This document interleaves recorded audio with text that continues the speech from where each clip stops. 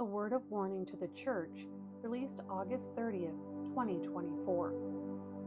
Those who say, "You must honor me," and thus insist that tribute be paid them amongst the assembly of the elect, have partnered with the spirit of arrogance and entitlement, for surely have these children readily adhered to a first among equals mindset. As such, is honor demanded from their fellow brethren instead of allowing for its genuine expression, and so are those who do not fall into line chastised for their impudent behavior, for certainly it is only right for these church leaders to be shown the proper respect they are due. Then just as it is with the world, where some who are well positioned lord their higher station over those considered by them to be of inferior status, so too can that same attitude be found even now in this generation of the church, for some who have been elevated as spiritual leaders amongst the assembly halls of the elect have set up an operational structure that mainly revolves around them. Thus are the ones viewed as commonplace believers relegated to what is thought of as lower positions of service within the church. And so does there continue to be an intentional separation amongst my body, for those charged with leading have set themselves apart like celebrities, who have very little personal interaction with the majority of their congregants, for they believe that responsibility to be beneath them, and as such are only a select few allowed to cross over that delineation line they've created. Yet even amongst that small sect does the demand for honor exist. Then, like citizens who are governed by the state, does my body stand, for surely is it only a few who preside over the majority, and thus think themselves entitled to do so. And so have these modeled the running of their ministries according to that form of worldly construct, even though most would not regard it as such. Yet the similarities in form and function, however, cannot be denied.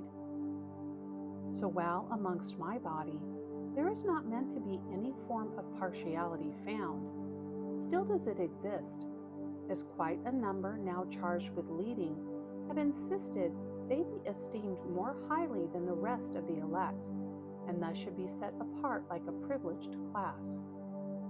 After all, have they not dedicated their lives in service to the Lord?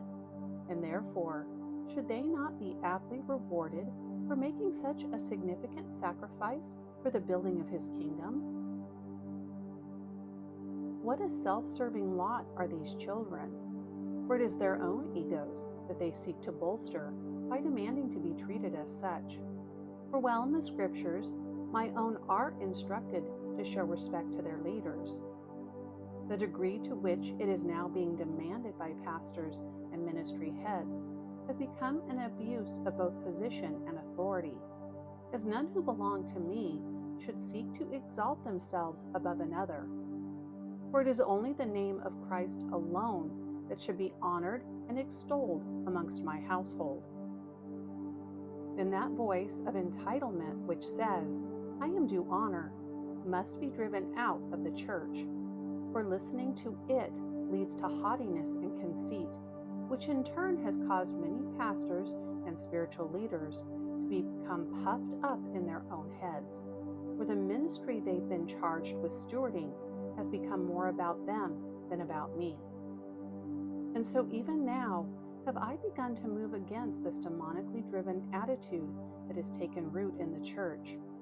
Thus shall many more who have stood upon the platform of "I am entitled" suddenly be brought down low, as this demand by leaders that they be esteemed amongst the assemblies of the elect does not reflect a Christ-like demeanor.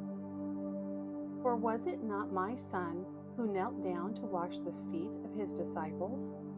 And did He not say that those who desire to be first shall actually wind up being last? Then you who have been charged with the responsibility to lead should do so in all humility, for surely shall you be held to a higher account than those you are leading. Therefore do not think of yourselves more highly than you ought, but remember that all who belong to my household are counted as fellow servants in Christ, and as such stand upon equal footing before me.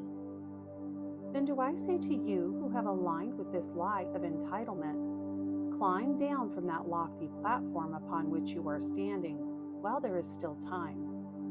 For great shall be your fall if you do not heed this warning, as my hand is shaking loose all that can be shaken. Therefore amend your ways before it is too late, or you too shall be numbered amongst those spiritual leaders that fell into disgrace.